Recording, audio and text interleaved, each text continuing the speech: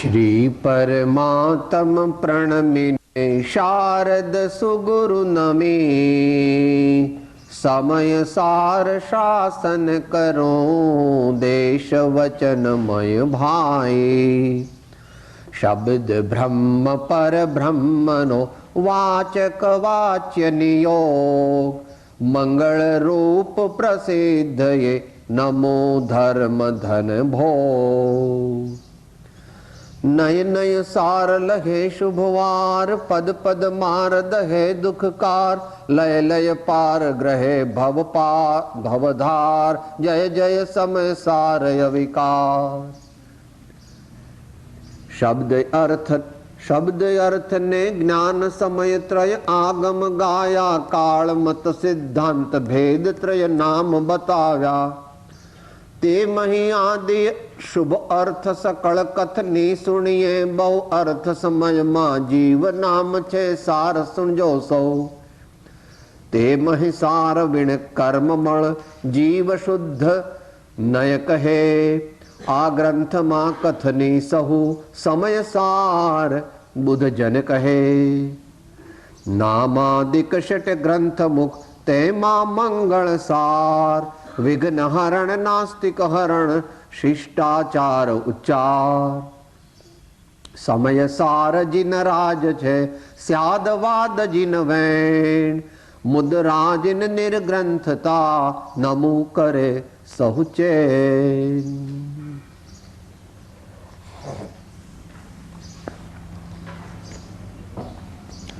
આપણે વિચારી ગયા હતા ગઈકાલે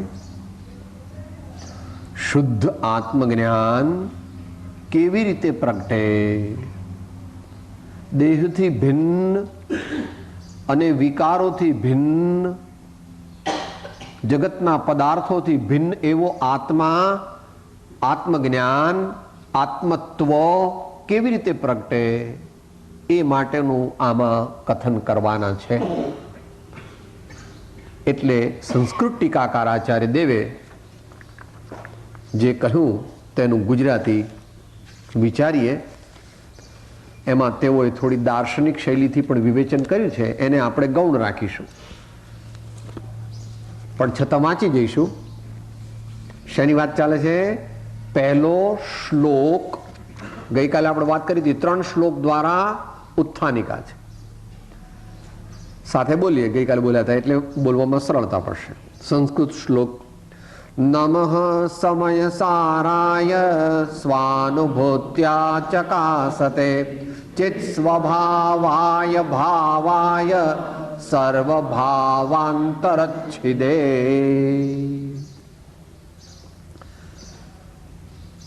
પ્રથમ સંસ્કૃત ટીકાકાર શ્રી અમૃતચંદ્રાચાર્ય ગ્રંથના આદિમાં એટલે પહેલા શ્લોક દ્વારા મંગળ અર્થે ઈષ્ટદેવને નમસ્કાર કરે છે।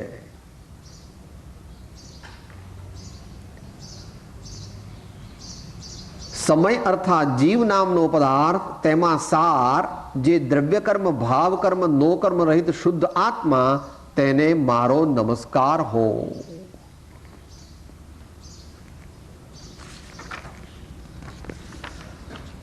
નમઃ સમય સારાય।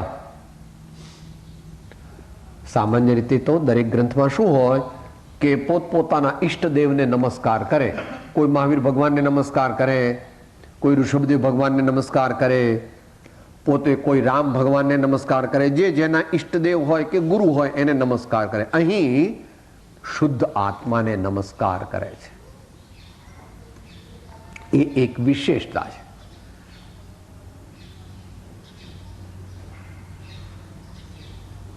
અત્યંત આધ્યાત્મિકતાની એ ઊંચી ભૂમિકા છે। એટલે જીન પદ નિજ પદ એકતા ભેદ ભાવ નહીં કાંઈ લક્ષ્ય થવાને તેહનો કહ્યા શાસ્ત્ર સુખદાયી। અહીંયા નિશ્ચયને, અત્યંત નિશ્ચયને મુખ્ય કરીને કોને નમસ્કાર કરે છે? શુદ્ધ આત્માને નમસ્કાર કરે।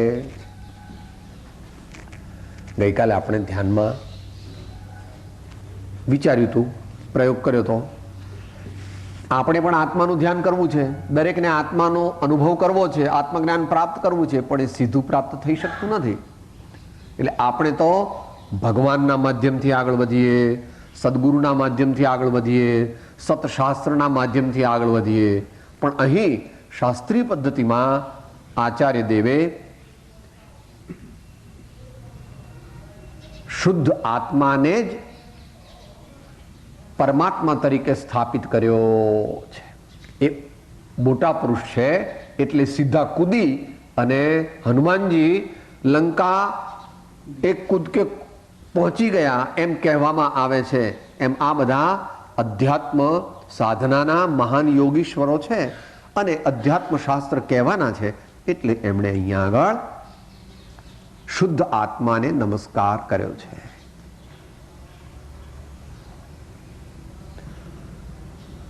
શુદ્ધ સત્તા સ્વરૂપ વસ્તુ છે તે કેવો છે? આત્મા એટલે અહીંયા આત્માની વાત નથી, પણ શુદ્ધ આત્માની વાત છે. કયા આત્માની? શુદ્ધ આત્માની. શુદ્ધ આત્માનો અર્થ શું કરવો? આત્મદ્રવ્ય, મુખ્યપણે આત્મદ્રવ્ય એમ મુખ્ય અર્થ કરવો. અથવા તમારે પર્યાય લેવી હોય તો અરિહંત અથવા સિદ્ધના આત્માને લેવો. તો આત્મા કયા આત્માને નમસ્કાર કરે છે? તો જે આપણે આત્મસિદ્ધિમાં બોલીએ છીએ, સર્વ જીવ છે સિદ્ધ સમ, જે સમજે તે થાય, સદગુરુ આજ્ઞા જીન દશા નિમિત્ત કારણમાં. અથવા આત્મસિદ્ધિમાં કયા આત્માના વર્ણનની સાથે આ બેસે છે? શુદ્ધ બુદ્ધ ચૈતન્ય ઘન સ્વયં જ્યોતિ સુખધામ, એને. અથવા એની આગળની કડીની બીજી લીટી, અનંત દર્શન જ્ઞાન તું અવ્યાબાધ સ્વરૂપ. એવો આત્મા તે કેવો છે? શુદ્ધ સત્તા સ્વરૂપ વસ્તુ છે. આ વિશેષણ પદથી સર્વથા અભાવવાદી નાસ્તિકોનો મત ખંડિત થયો. વળી તે કેવો છે? જેનો સ્વભાવ ચેતના ગુણરૂપ છે. આ વિશેષણથી ગુણગુણીનો સર્વથા ભેદ માનનાર નૈયાયિકોનો નિષેધ થયો. વળી તે કેવો છે? પોતાની જ અનુભવનરૂપ ક્રિયાથી પ્રકાશે છે, અર્થાત પોતાને પોતાથી જ જાણે છે, પ્રગટ કરે છે. આ વિશેષણથી આત્માને તથા જ્ઞાનને સર્વથા પરોક્ષ જ માનનાર જૈમિનીય ભટ્ટ પ્રભાકર ભેદવાળા મીમાંસકોના મતનો વ્યવચ્છેદ થયો. તેમજ જ્ઞાન અન્ય જ્ઞાનથી જાણી શકાય છે, પોતે પોતાને નથી જાણતું એવું માનનાર નૈયાયિકોનો પણ પ્રતિષેધ થયો. આમાં આપણે કંઈ જવાની જરૂર નથી, કે બધા બીજા મતનો નિષેધ થયો. નિષેધ એટલે જે કોઈ આત્માના યથાર્થ સ્વરૂપને નથી માનતા. કોઈ કે સાહેબ આ શરીર જ આત્મા છે, જુઓ પાંચ ભૂત ભેગા મળ્યા એટલે આત્મા બન્યો, અને પછી જતો રહે તો બાળી નાખો એટલે આત્મા ગયો. તો કે એવું બધું છે નહીં. પ્રભુ દરેક માણસ પોતપોતાની મર્યાદા પ્રમાણે સ્વતત્વને આત્મતત્વની વિચારણા કરે છે. અહીં જ્ઞાનીજનો આપણને સર્વજ્ઞ ભગવાનની આજ્ઞાથી સર્વજ્ઞ ભગવાને કેવો જોયો, સદગુરુદેવે કેવો જોયો એ આપણને કહે. તો ખાસ આપણે બીજું વિશેષણ કે પોતાને પોતાથી જ જાણે છે, પ્રગટ કરે છે. કે સાહેબ મારે આ આત્મા પ્રાપ્ત કરવો છે તો હું કયા તીર્થમાં જઉં તો મને આત્મા મળે, કયો મંત્ર બોલું તો આત્મા મળે, કયા ગુરુના ચરણ સેવું તો આત્મા મળે, કયા ભગવાનને ભજું તો આત્મા મળે. તો કે આ બધા તે કીધા ને એ તો બાહ્ય અવલંબન છે. એમાંથી કોઈને ભજવાથી સીધો આત્મા ન મળે. તો કે કેવી રીતે મળે? તો કે આત્માને જ ભજવાથી આત્મા મળે એમ નિશ્ચય નહીં છે. કારણ કે અહીંયા બધી નિશ્ચય નહીં આવશે. આત્માને જ ભજવાથી આત્મા મળે, નિશ્ચય નહીંથી. પરંતુ તે આત્માને ભજવાની યોગ્યતા આપણે પ્રાપ્ત કરવી જોઈએ. એટલે આત્મસિદ્ધિમાં અને અન્ય શાસ્ત્રોમાં પણ, અને અહીંયા આગળ પણ કહેશે પાછા, વચ્ચે વચ્ચે વ્યવહારને લાવશે. અત્યારે તો આ મંગળાચરણ રૂપ ગાથા છે. તો જેને આત્મા પ્રાપ્ત કરવો હોય તેણે આત્માર્થી બનવું પડે. જેને મેડિકલ કોલેજમાં એડમિશન જોઈતું હોય કે ઇલેક્ટ્રોનિક એન્જિનિયરિંગમાં જોઈતું હોય તો આશરે 80-90% 92% માર્ક લાવવા જોઈએ, તો મેડિકલમાં કે આવા એન્જિનિયરિંગમાં એડમિશન મળે. પણ તમારી દુનિયામાં તો લાગવગથી પણ મળે, અથવા તો પૈસા બહુ આપી દો તો મળે. એની વાત અહીંયા એવું કંઈ ચાલતું કે સાહેબ ભગવાનને ત્યાં થોડીક લાગવગ તો ચાલે કે નહીં, કે ન ચાલે? તો કે ન ચાલે તમે કહો છો એટલે હું તો સાહેબ ભગવાનને બહુ જ પૈસા આપી દઉં કહો તો એમ માગે એટલા, કે એવું ન હોય ભાઈ. તો કે એ તમને કેવી રીતે ખબર પડી? તો કે ગૌતમ સ્વામી જેવા ગણધર જેમણે પોતાનું સર્વસ્વ મહાવીર ભગવાનને આપી દીધું હતું, તેમને પણ જ્યાં સુધી અલ્પરાગ પ્રભુ પ્રત્યેનો રહ્યો ત્યાં સુધી કેવળ જ્ઞાન પ્રગટ્યું. ગૌતમ સ્વામીની લાગબગ ન લાગે, હનુમાનજીની પણ લાગવગ ન લાગે. રામ કહે છે કે ભાઈ તું સાધના કર તો તને સિદ્ધપદ મળે. શબરીને આમ ભાવ તો બહુ હતો, તો રામ એકદમ આવી ગયા. કેટલા વર્ષ લાગ્યા? 12 વર્ષની હતી ત્યારથી રામ રામ રામ રામ રામ રામ ભજતી. તો કેટલા વર્ષ? ઓહો હો હો, ગરડી થઈ ત્યારે રામ મળ્યા. તો રામ બહુ ક્રૂર હતા એટલે એને બહુ આમ આ પ્રમાણે તલસાવી, એવું નથી. એની પૂરી પાત્રતા પ્રગટે. જીવ પાત્ર બને તો એને આત્મા મળે. આવું એક સિદ્ધાંત જાણવો જે આત્મસિદ્ધિમાં આપણને કહ્યો છે કૃપાળુ દેવે. દશાન એવી જ્યાં સુધી જીવ લહે નહીં જોગ, મોક્ષ માર્ગ પામે નહીં મટે ન અંતર રોગ. અને પાછું 856માં પણ આપણને કીધું કે જો આપણે આત્મા પ્રાપ્ત કરવો હોય, ભાઈ આત્મા એટલે કોઈ અહીંયા કહેશે કે સાહેબ આ બધું હું તમે બોલો છો? ભાઈ આત્મા એટલે શાંતિ, આત્મા એટલે દિવ્ય જ્ઞાન, આત્મા એટલે સર્વાંગ સમાધાન. બોલ, જોઈએ છે કે નહીં તારે? અશાંતિ જોઈએ છે? ટેન્શન જોઈએ છે? આકુળ વ્યાકુળતા જોઈએ છે? ના ના સાહેબ, મારે તો શાંતિ જોઈએ છે. આનંદ આનંદ, બસ એકદમ આનંદ મંગળ હોય એવું જોઈએ છે. તો કે ભાઈ એ માટે મહેનત કરવી પડે, ઘણી મહેનત કરવી પડે. માટે કીધું કે એવી મુમુક્ષુપણું આપણે આપણામાં પ્રગટ કરીએ અને પછી એનાથી આગળ 5 બળ પ્રગટ કરવાના કીધા છે પત્રાંક 856માં. જિજ્ઞાસા બળ, વૈરાગ્ય બળ, વિચાર બળ, ધ્યાન બળ અને જ્ઞાન બળ. આપણે શુદ્ધ આત્મજ્ઞાન, સાચો ધર્મ પ્રાપ્ત કરવો છે, સાચી શાંતિ પ્રાપ્ત કરવી છે, તો એને માટે તમારો બાબો કે બાબાનો બાબો છે એ કેટલા કલાક વાંચતો હતો? સાહેબ વાત જ ન પૂછો. 11મું પૂરું થયું ને એ તો વેકેશન થી જ ક્લાસ ભરતો હતો ને વેકેશન થી હજુ તો 12મું ચાલુ નહોતું થયું એ પહેલા એટલું બધું વાંચતો હતો સાહેબ. 12 14 કલાક. એક મેડિકલની કે એન્જિનિયરિંગના એડમિશન માટે 14 કલાક વાંચે તો અનંત આનંદની પ્રાપ્તિનો માર્ગ, શુદ્ધ આત્મજ્ઞાન, શુદ્ધ રત્નત્રય ધર્મ એને પ્રાપ્ત કરવા માટે એનાથી પણ વધારે પુરુષાર્થ કરવો પડે. ભગવાન ક્યારે મળશે સાહેબ? નિષદિન નયન મેં નિંદનય આવે, નરતબહી નારાયણ પાવે. ઝબકી ઝબકીને જાગે ત્યારે. આત્મજ્ઞાન ક્યારે થાય?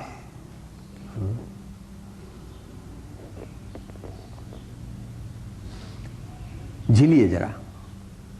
પહેલા ભક્તિ માર્ગમાં લઈ જાય છે, પછી એમાંથી જ્ઞાન માર્ગમાં લઈ જાય છે.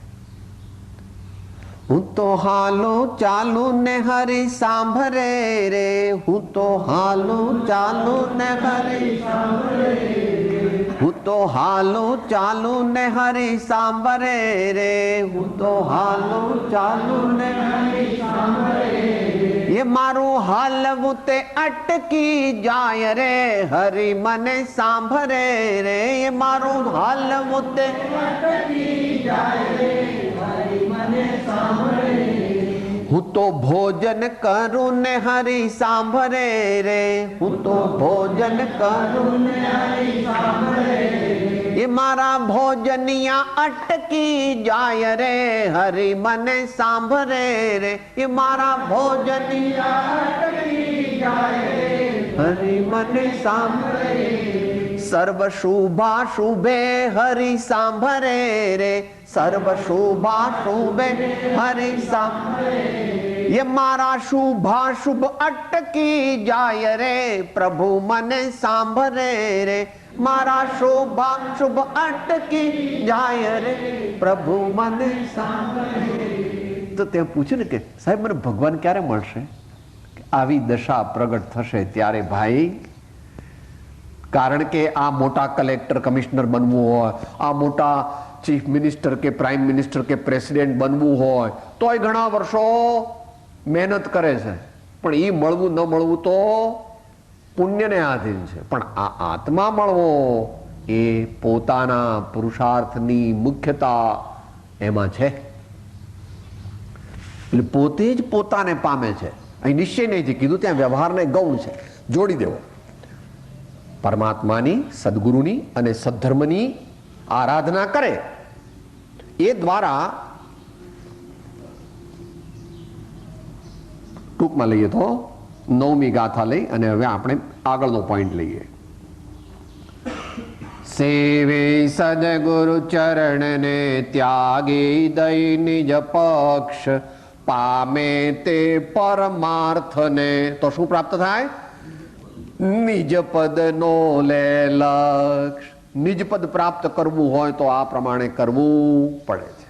પણ અહીં નિશ્ચયની મુખ્યતા છે, એટલે કે છે પોતે જ પોતાને પ્રાપ્ત કરી શકે છે, પોતે પોતાને પ્રકાશે છે. નિશ્ચય નહીંથી મોક્ષ માર્ગ કોઈને આધીન નથી.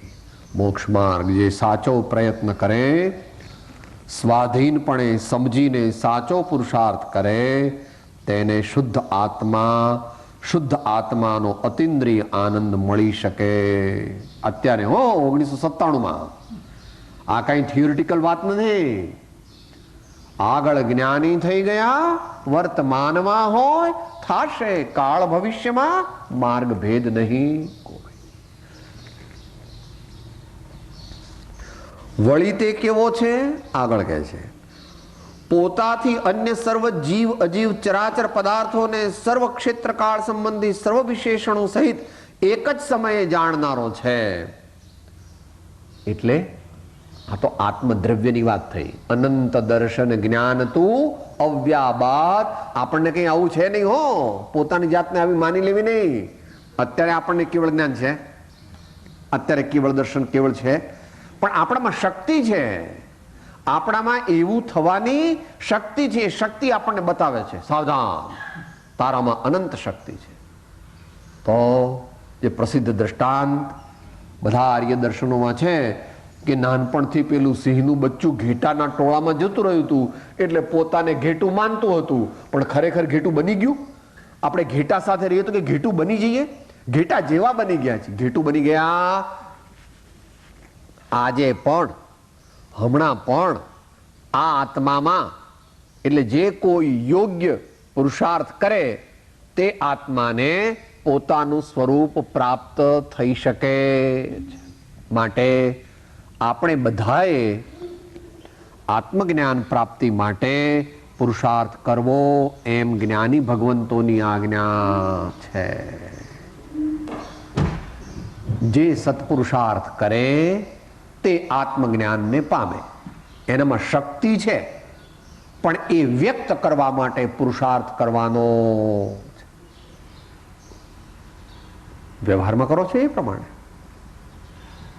બહુ સારા ખેડૂત છો તો શું કરો છો? સાહેબ અમે તો આમ વાવડ આવે ને વરસાદના વાદળા, એટલે અમે ખેતર ખેડીને જ રાખીએ, પછી વરસાદ પડે અને જરા ધરતી ભીની થાય ને એટલે વાવણી કરીએ, અને પછી આખો વખત બધી મહેનત કરીએ. વાળ બરાબર બાંધીએ, રાતના ખેતરે સૂઈ જઈએ અને પેલું તુનવું કહે એટલે શું કે પેલું ખડ વગેરે કાઢી નાખે ને ભાઈ, નિંદામણ.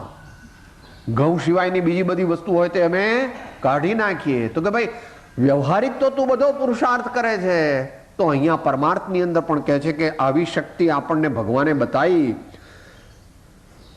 એક જ સમયે જાણો આ વિશેષણથી સર્વજ્ઞનો અભાવ માનનાર મીમાંસક આદિનું નિરાકરણ થયું. આ પ્રકારના વિશેષણોથી શુદ્ધ આત્માને જ ઈષ્ટદેવ સિદ્ધ કરીને તેને નમસ્કાર કર્યો.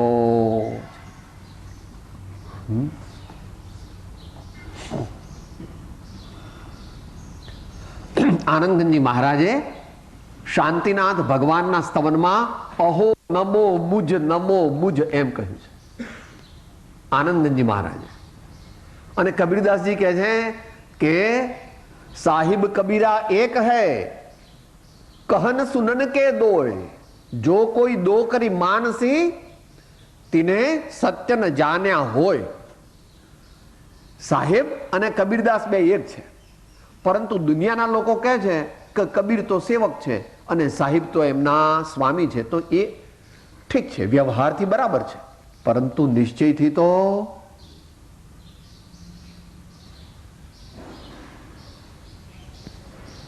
જેવો આત્મા છે, જેવા પરમાત્મા છે તેવો શક્તિ અપેક્ષાએ આત્મા આપણે પણ મહાન થઈ શકીએ છીએ. મહાન એટલે સાચા. મહાન એટલે સાચ. કે સાહેબ અત્યારે જૂઠા છીએ? કે હા ભાઈ, નિશ્ચયથી તું જૂઠો છો. કે કેમ સાહેબ આવું બોલો છો? કારણ કે તું જે માને છે તેવું ખરેખર નથી. દુનિયાના પદાર્થ કે જે હું આટલા દીકરા મારા, આટલા બંગલા મારા, આટલી મોટરો મારી, આ મારું વટ છે, આટલી મારી કારખાના, એવું બધું ખરેખર નથી. તો કે કઈ રીતે છે? તો કે ઉપચારથી છે.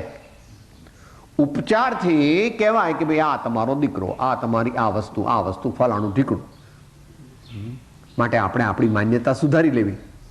આપણે આપણી માન્યતા સુધારી લેવી. ભલે અનુભવ ન થયો હોય તો આવા મહાન પુરુષો જે છે એમની વાણીથી. કાલ બોલ્યા હતા બેન, બોલ્યા હતા ને? બોલીએ 1-2 મિનિટ. આત્મા છો આત્મા છો આત્મા છો હો આત્મા છો આત્મા છો આત્મા છો. મેં તો આત્મા જાણ્યો નથી, મેં તો આત્મા જાણ્યો નથી. શ્રી સદગુરુ રાજે જાણ્યો છે, શ્રી સદગુરુ રાજે, શ્રી સદગુરુ દેવે જાણ્યો છે, શ્રી સદગુરુ દેવે જાણ્યો જોયો અનુભવ્યો એવો આત્મા છું હું, આત્મા છું. જાણ્યો જોયો અનુભવ્યો એવો આત્મા છું હું, આત્મા છું, આત્મા છું, આત્મા છું. એકલું પોપટિયા રટણ નહીં કરવાનું, પછી ધીમે ધીમે સમજવાનું, ધીમે ધીમે ભાવ લાવવાનો, ધીમે ધીમે ક્રોધ વગેરે જીવનમાંથી રજા આપવાની. આપણે ક્રોધ કરવાનો નહીં, આપણે ઝઘડા કરવાના નહીં, આપણે કોઈની નિંદા કરવાની નહીં, આપણે આપણા બણગા ફૂંકવાના નહીં. એમ ધીમે ધીમે જેમ જેમ આપણી પાત્રતા વધે તેમ તેમ સદગુરુનો બોધ આપણા આત્મામાં પરિણામ પામે. એટલે આપણી બદલાહટ થાય, આપણે બદલાઈ જઈએ.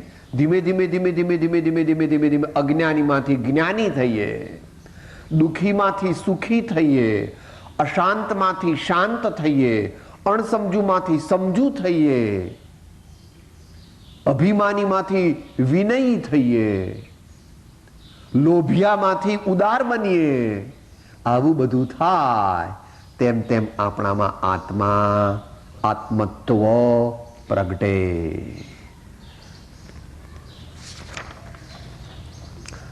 ચિત્ત સ્વભાવાય ભાવાય, ત્રીજું ચરણ હતું પહેલા શ્લોક. કેવો છે? ચિત્ત સ્વભાવાય ભાવાય. ગઈકાલ વાત થઈ હતી. આ તો મૂળદું છે, તમારી સામે અત્યારે બોલે છે એ શું છે? મૂળદું છે. પણ અંદરમાં પેલો છે ને અંદરમાં બેઠો છે એનું વર્ણન કબીરદાસજીએ કર્યું છે સાદી ભાષામાં.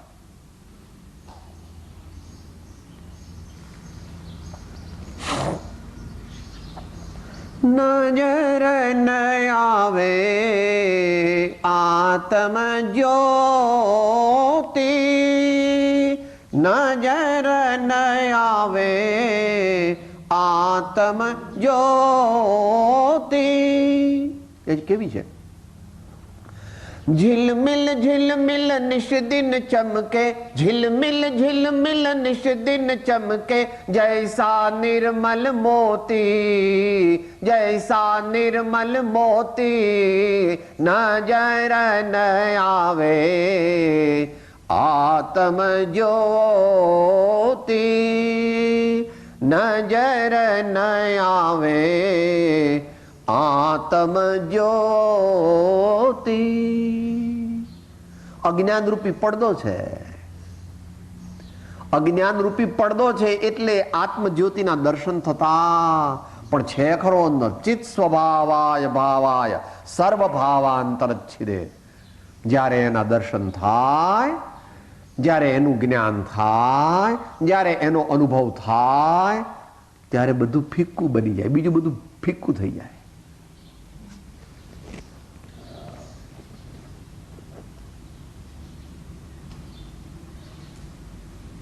નિયમથી નિયમથી કે સાહેબ કોઈ જ્ઞાની કોક તો એવા હોય ને કે જેને દુનિયામાં મજા આવે. એક પણ જ્ઞાની ન હોય જેને દુનિયાના કાર્યો કરવામાં બહુ મજા આવે, રુચિ આવે, અંદરમાં એ જ કરવા જેવા છે એમ જે માને એ જીવ નિયમથી અજ્ઞાની હોય. દુનિયાના કાર્ય ખરેખર અજ્ઞાની, પણ કેવી રીતે કરે? જેવી રીતે તમારી દીકરી જેના લગ્ન થયા છે 4 વર્ષ પહેલા, એ તમારે ઘેર આવી છે અને તમારા ઘરનું બધું કામ કરે છે, પણ એવું અંદર માને ખરી કે હવે આપણે અહીંયા જ રહીએ, આપણે જવું જ નથી સાસરે? કોણ જાય નકામું? ત્યાં તો બહુ કામ કરવું પડે છે. ના ના સાહેબ. અને એ કદાચ ભૂલથી એવું કહે ને તો આપણે એને સમજાવવાની કે બેટા એ તો આ તો અહીંયા આપણે કામ હતું, આ ભાઈના લગ્ન હતા, બધું પતી ગયું શાંતિથી, હવે તું તારે ઘેર.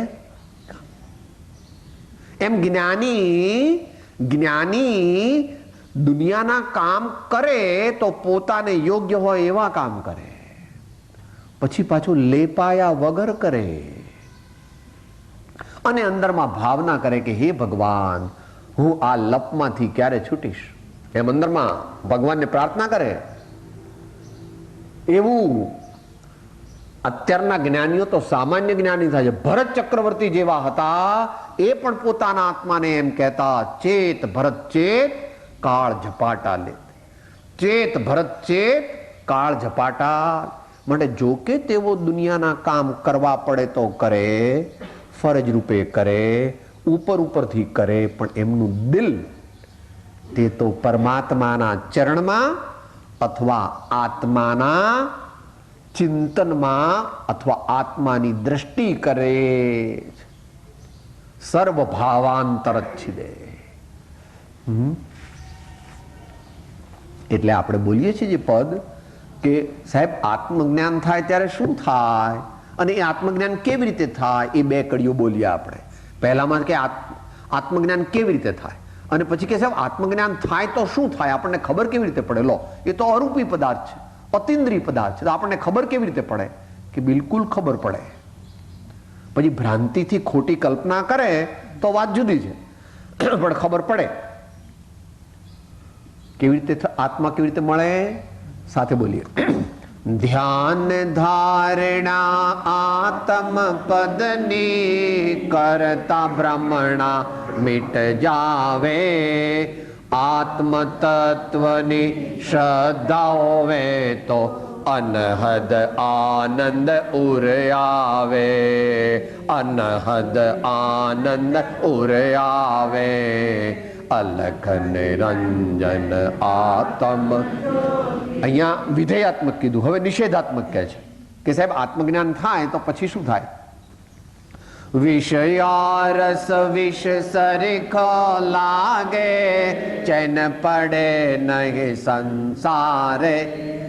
જીવન મરણ પણ સરખો લાગે, આત્મ પદ ચિહ્ન હે ત્યારે અલખ નિરંજન આત્મ જ્યોતિ. આ કાળના જ્ઞાનીઓએ લખેલું છે. હજુ તો 50 વર્ષ જ થયા છે, પૂરા 50 પણ નથી થયા એમને ગુજરી ગયા છે, દેહાવસાન થયા. બુદ્ધિસાગર સુરી ગયા. આ મહુડી નું સ્થાપના કરીને બુદ્ધિસાગર સુરીજી એમણે આ પદ લખ્યું છે. શું માટે જ્યારે આત્મજ્ઞાન પ્રગટે ત્યારે અજ્ઞાન રૂપી અંધકારનો નાશ થઈ જાય, અંતરમાં આહલાદ પ્રગટે, પ્રસન્નતા આવે, અનેક ગુણો પ્રગટે. કૃપાળુદેવ કહે છે સર્વ ગુણાંશ તે સમ્યક. કૃપાળુદેવ શું કહે છે? સર્વ ગુણાંશ તે સમ્યક. અત્યારે એનો વિષય નથી. હવે આગળ આચાર્યદેવ આપણને આગળનો શ્લોક કહે છે. એમાં વિદ્યાની દેવીને નમસ્કાર કરે છે.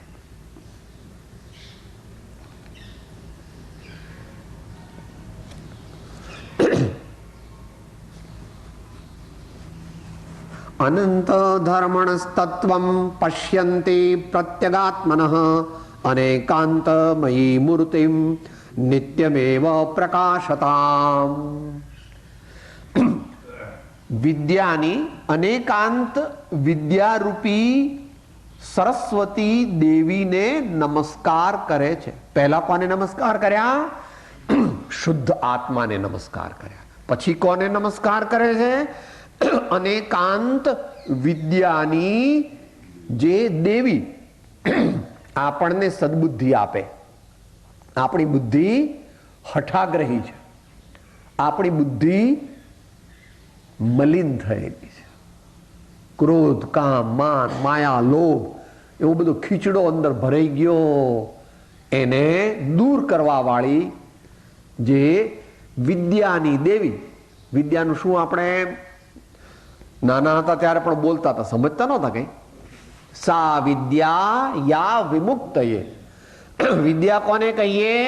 જેનાથી સંસારના દુઃખ, સંસારની આધિ વ્યાધિ ઉપાધિ મટે, ટેન્શન ઓછું થાય, જીવનમાં શાંતિ મળે, એ વિદ્યા. તો એ વિદ્યા જે છે એ વિદ્યાની દેવી એને નમસ્કાર કરે છે.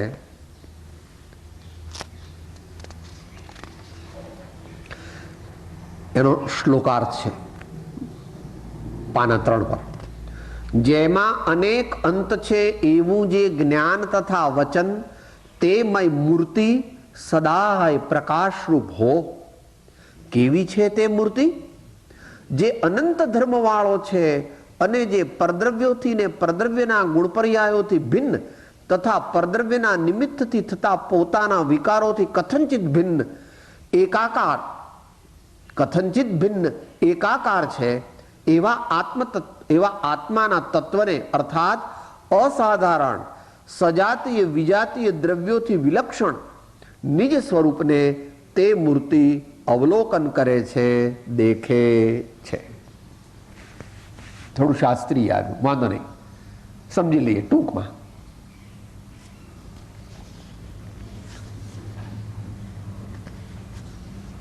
શીરો છે, કોઈ કહે છે શીરો છે તે ગળ્યો છે, કોઈ કહે છે શીરો ગળ્યો છે. તો કે સાચું? તો કે હા. તો કે પૂર્ણ સત્ય? કે ના. શું બોલો છો? તો કે હા ભાઈ, શીરો ગળ્યો છે એ વાત સાચી, પણ શીરો ચિકાશ વાળો પણ છે. શીરો સ્વાદિષ્ટ પણ છે. શીરો શરીરને પોષક પણ છે. અને એ શીરો બહેનો બહુ ખબર હોય બધી. ઘઉંના લોટનો બને, મગની દાળનો પણ બને, વળી ઘણા વળી ચણાની લોટનો પણ બનાવે, અને વળી તમે પાછા બદામનો બનાવી દો બહુ પૈસા વાળા હો તો. શીરો બદામ વાળો. તો શીરો ગળ્યો છે એટલું જ કે જાણવું એ શીરાનું પૂરું જ્ઞાન નથી. માટે કોઈ એમ કે શીરો સ્વાદિષ્ટ છે તો પણ આપણે એનો વિરોધ ન કરાય. કોઈ કે શીરો ચીકણો છે તો એનો વિરોધ ન થાય. એમ દરેક આત્મા જે છે એટલે આપણે જે છીએ તે કેવા છીએ? અવસ્થાની અપેક્ષાએ મલિન છીએ, પણ દ્રવ્યની અપેક્ષાએ નિર્મળ છીએ. અવસ્થાની અપેક્ષાએ અનિત્ય છીએ, પણ દ્રવ્યની અપેક્ષાએ શાશ્વત નિત્ય છે. પર્યાયની અપેક્ષાએ પામર છીએ, પરંતુ દ્રવ્યની અપેક્ષાએ પ્રભુ છીએ. આ આત્મા જ પરમાત્મા છે દ્રવ્યની અપેક્ષાએ. પણ અત્યારે કોઈ પરમાત્મા પોતાને માનીને કે હવે તમે બધા મારી મૂર્તિ બનાવજો, આખી દુનિયામાં મૂકો, હું પરમાત્મા છું, તો કે એ તું મહા અજ્ઞાની છો. જે પરમાત્મા હોય તે પોતાને પરમાત્મા છે એવું કહેતા, સેલ્ફ એડવર્ટાઇઝમેન્ટ કરતા નથી. હીરા મુખસે ના કહે લાખ હમારા બોલ. ભગવાન એવું ડિક્લેર કરે, ખરા કેવળ જ્ઞાન થાય એટલે ભગવાન ફોન કરે, ઇન્દ્ર, કુબેર, ચલો હવે સમવસરણ બનાવો, એવું કે હે?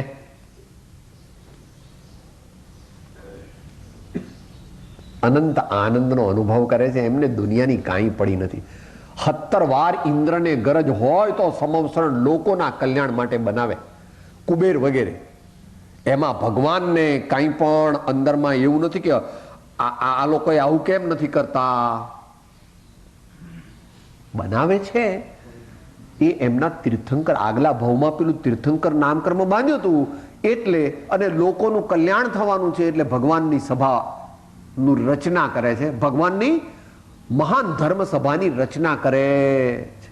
પણ ભગવાન એવું કંઈ કહેતા, ભગવાનને એવી કોઈ ઈચ્છા હોતી પહેલા હતી કે સર્વ જીવો સુખી થાવ, સર્વ જીવો આનંદને પામો, સર્વ જીવો સત્યનો સાક્ષાત્કાર કરો, એવી ભગવાનને જ્યારે મુનિ હતા ત્યારે એવી ભાવના હતી.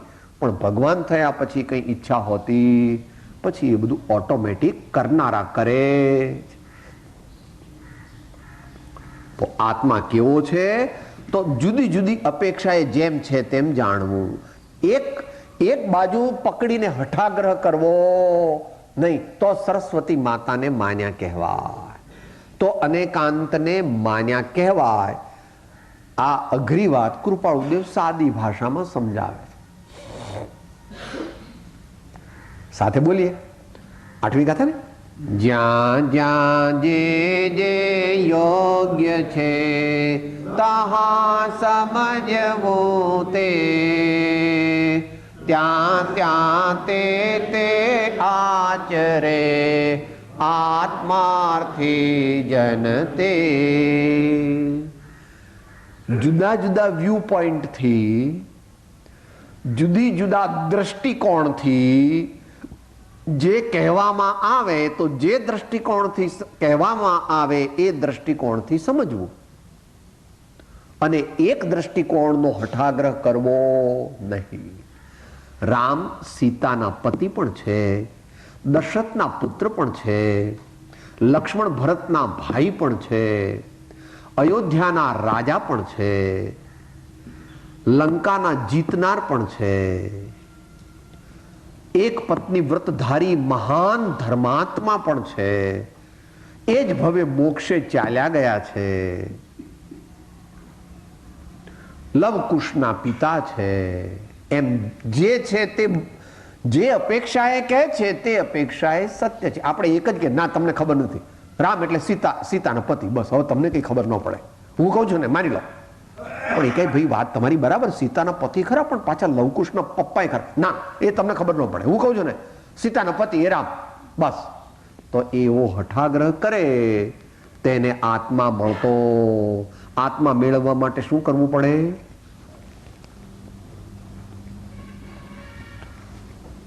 શાંત થવું, મધ્યસ્થ થવું, ઉદાર થવું. શાંત થવું, મધ્યસ્થ થવું, ઉદાર થવું, તો આત્મા ક્રમે કરીને મળે.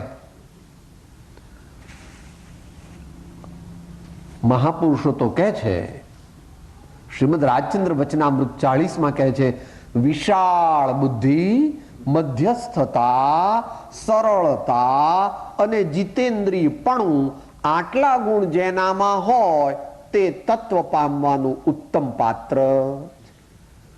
જો આ ભાવમાં જ આત્મા જોઈતો હોય તો આવા ગુણ આપણા જીવનમાં લાવવા જોઈએ. ભેળ ભાવે ને તરત ખાવી પડે એવું નહીં. સાહેબ મને તો પિક્ચર જોવાનું બહુ મન થયું એટલે આજે જ મારે હમણાં જ જોઈ આવવાનું. તો કે તને આત્મા મળે. બહુ મન થઈ ગયું એકદમ આનું મારે આજ જોઈએ તો કે એવું ન હાલે. શાંતિ રાખ, શાંતિ રાખ, એના સમય મળશે.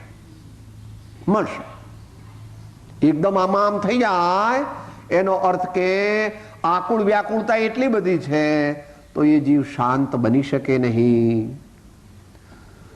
મધ્યસ્થ બની શકે નહીં, ઉદાર બની શકે નહીં, તો એ અનેકાંતને પામી શકે નહીં. અહીંયા બધા જે ભાઈઓ પાસે છે એ પાનું 628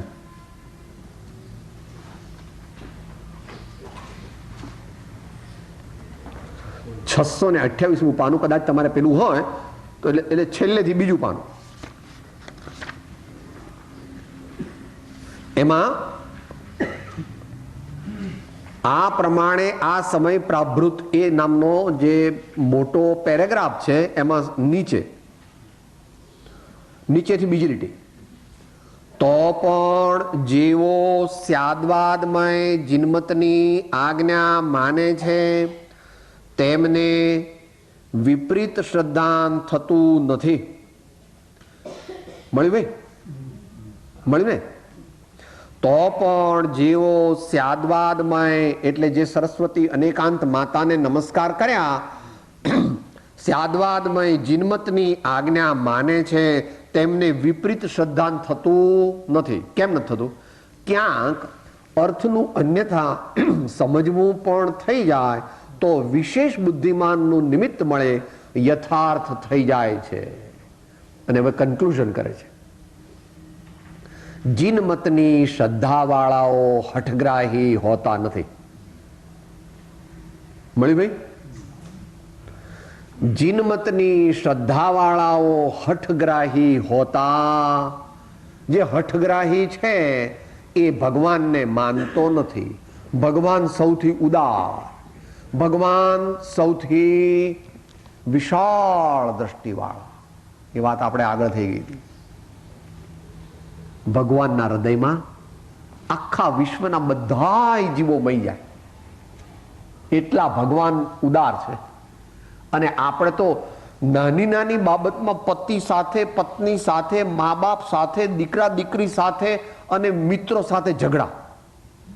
તમને સમજણ પડતી નથી. આ શું હું કહું છું એટલું તમે સમજતા નથી. કઈ ઘડીએ ને પડીએ બધાની સાથે એને તો કેમ? પોતાની વાતનો જ આગ્રહ. હા હોય, બીજા કોઈ ન સમજતા હોય તો પણ આપણે કે ભાઈ હું આ અપેક્ષા એ કહું છું, તમે સમજ્યા? આપણે કંઈ ઝઘડો કરવો નથી. તમે વિચાર કરો 2 દિવસ શાંતિથી. હું આ પ્રમાણે મારું સજેશન છે અને મને આ સાચું લાગે છે, બસ. આપણે કશાય કરવાના નહીં, આપણે તીવ્ર કશાય કરવાના નહીં. આપણે ઉદાર દ્રષ્ટિ રાખવાની. અઘરી બહુ છે કે સાહેબ તમારા જેવા હા હું તો જરાક કોઈ એક કહે તો 2 ચોડી દઉં, એવું નહીં કરવાનું. આપણે હવે ગયો, હવે એ જીવન ગયું. હવે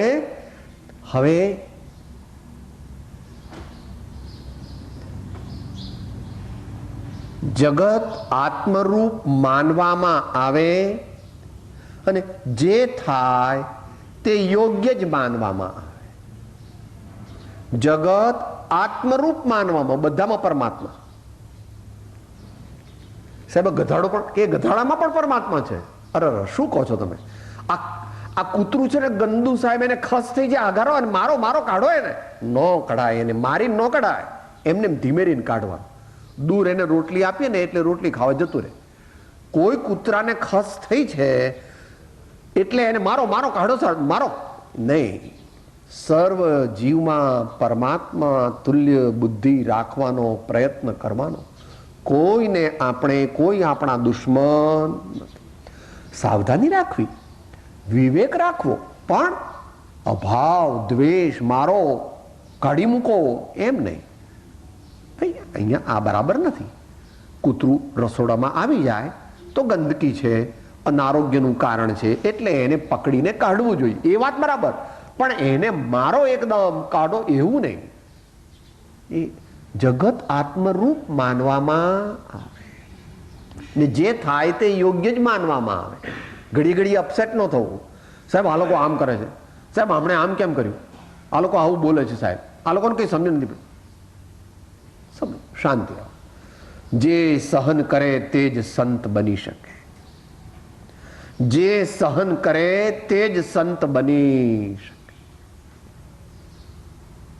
અનલિમિટેડ એન્ડ્યોરન્સ, અનલિમિટેડ એન્ડ્યોરન્સ એવું આવશે આગળ ઉપર. તો હજુ તો કાંઈ નથી. પાશેરમાં પહેલી પૂણી મુનિ થઈએ ત્યારે અનેક પ્રકારની વિપરીતતા આવે, તો પણ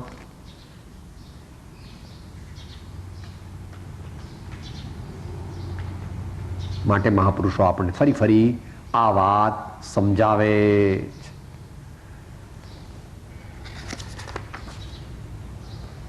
આગલા ત્રીજા શ્લોકનું માં આચાર્ય દેવ શા માટે આ શાસ્ત્ર લખે છે એ આપણને જણાવે છે. શા માટે આ શાસ્ત્ર લખે છે? શાસ્ત્ર એટલે આચાર્ય મહારાજ ટીકા લખે છે. બહુ ગંભીર છે ને બહુ આપણે વિચારવા યોગ્ય છે. આટલા મહાન આચાર્ય હવે આ લખવાનું પ્રયોજન કે છે. એટલે કે પાનું ચોથું, એમાં મૂળ શ્લોક જે છે એ વાંચી જાઉં છું.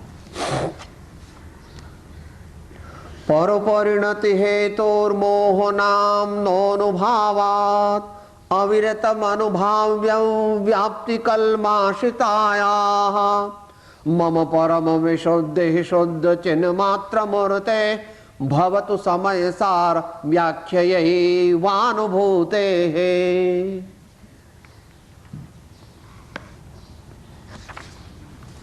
એનું ગુજરાતી ચોથા પાના પર સૌથી નીચે છે. આ સમયસારની વ્યાખ્યાથી જ મારી અનુભૂતિની અર્થાત અનુભવનરૂપ પરિણતિની પરમ વિશુદ્ધિ થાવ. શા માટે લખું છું? આ સમયસારની વ્યાખ્યાથી જ મારી અનુભૂતિની અર્થાત અનુભવનરૂપ પરિણતિની પરમ વિશુદ્ધિ થાવ. પોતાના આત્માની નિર્મળતા માટે. કેવી છે તે પરિણતિ? પરપરિણતિનું કારણ જે મોહ નામનું કર્મ, તેના અનુભાવ એટલે ઉદયરૂપ વિપાકને લીધે જે અનુભાવ્ય એટલે રાગાદી પરિણામોની વ્યાપ્તિ છે તેનાથી નિરંતિત કલ્માશિત થયેલી છે. આચાર્ય દેવ જે મહાન યોગીશ્વર છે તે એમ કહે છે કે મારી પરિણતિ પૂર્વે બાંધેલા, અહીં ચારિત્ર મોહની લેવું, મોહનીય કર્મના ઉદયના નિમિત્તથી મેલી થઈ છે. જો આચાર્ય ક્યાં આપણે કઈ લો સાહેબ મારામાં કોઈ દોષ છે, લો મારામાં કઈ દુર્ગુણ છે સાહેબ, લો મારામાં તો કઈ દોષ નથી. અને આવા મહાન આચાર્ય જે પરમાત્મા તુલ્ય છે એ એમ કહે છે કે મારી વર્તમાન પરિણતિ મોહની કર્મના ઉદયના નિમિત્તથી મેલી થયેલી છે એમ કહે છે. પોતાની પર્યાયની પામરતાનો સ્વીકાર કરે છે, અને આ શાસ્ત્ર લખવાથી અને એનો અનુભવ કરવાથી, શાસ્ત્રનો અનુભવ નહીં, શાસ્ત્રની રીતે પોતાના આત્માનો અનુભવ કરીને હું નિર્મળ થાઉં. મારે નિર્મળ થવું છે, મારે શુદ્ધ થવું છે, મારી મલિન પરિણતિને મટાડી અને શુદ્ધ પરિણતિને પ્રાપ્ત કરવી છે, એવો આશય છે, એવો પ્રસ્તાવ છે, એવી ભાવના છે. એ માટે હું આ શાસ્ત્ર લખવાની પ્રતિજ્ઞા કરું. શાસ્ત્ર નહીં, શાસ્ત્રની ટીકા, શાસ્ત્રની વિવેચના.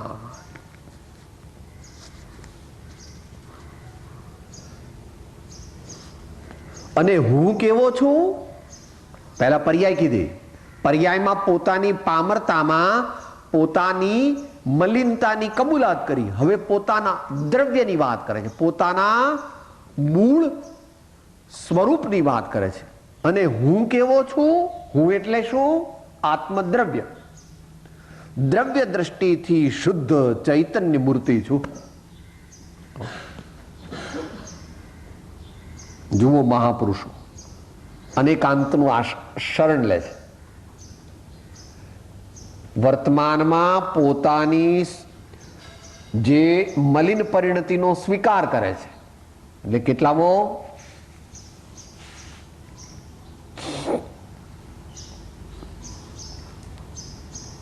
19મો દોહરો. સાથે બોલીએ. અધમાધમ અધિકો પતિત સકળ જગતમાં હો, એ નિશ્ચય આવ્યા વિના સાધન કરશે શું? તો પર્યાયની પામરતાનો જેણે સ્વીકાર નથી કર્યો એ સાધન કરવાનો નથી. તો સાધન જે કરવાનું છે અને સાધન કરવાના પણ છે. નિશ્ચયની અપેક્ષાએ તો એક સાધન છે.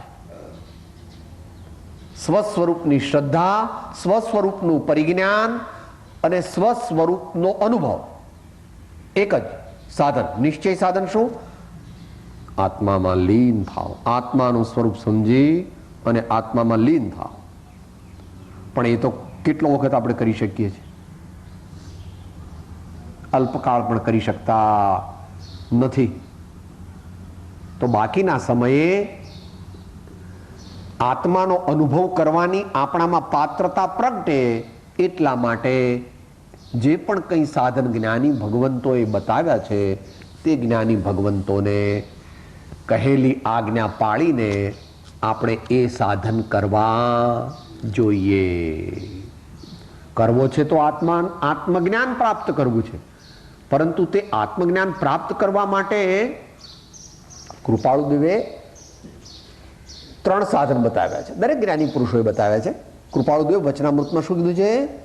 દર્શન મોહનો અનુભાગ ઘટવાના 3 કારણ મુખ્યપણે છે એમ અમે જાણીએ. 1, નિરંતર અથવા વારંવાર સત્પુરુષનો સમાગમ. નિરંતર અથવા વારંવાર સત્પુરુષનો સમાગમ. 2, સતશ્રુતનું ચિંતવન, એટલે સતશાસ્ત્રોનું વાંચન, મનન, ચિંતવન. અને 3, ગુણ જિજ્ઞાસા. પોતાના જીવનમાં સત્પાત્રતા પ્રગટે, જેનાથી સત્પાત્રતા કહેવાય એવા ગુણો આપણા જીવનમાં આપણે પ્રગટ કરવાના છે. એ પણ ત્યાં જ કહી દીધા છે. એટલે આપણે અંત મંગળ બોલી શકીએ. પણ આનો સાર, જે 3જા શ્લોકનો સાર શું? પર્યાયમાં હું મલિન છું, મારી પરિણતિ મલિન છે તેનો સ્વીકાર છે, અને તે મલિનતા ટાળવા માટે હું આ સમયસારની વ્યાખ્યા પણ કરીશ અને સમયસારનો અનુભવ પણ કરીશ. સમયસાર શાસ્ત્રની વ્યાખ્યા અને સમયસાર એટલે શુદ્ધ આત્માનો અનુભવ એમ કરીશ. છતાં હું દ્રવ્ય દ્રષ્ટિથી જોતા શુદ્ધ ચૈતન્ય આત્મા છું. દ્રવ્ય દ્રષ્ટિથી જોતા હું શુદ્ધ ચૈતન્ય આત્મા છું. એમ બંને પ્રકાર કરવાના છે. આપણે પણ અંતમંગળ બોલીએ. ગાથા 138મી અને સાધના કરવા માટેની એની આગળની 2-3 ગાથાઓમાં આવે છે. એ 2 આત્મસિદ્ધિની ગાથાઓ બોલીએ. પહેલા શું? ગુણ જિજ્ઞાસા. ગુણ જિજ્ઞાસા. કેવા ગુણ પ્રગટાવવાના છે? દયા, શાંતિ, સમતા, ક્ષમા, સત્ય, ત્યાગ, વૈરાગ,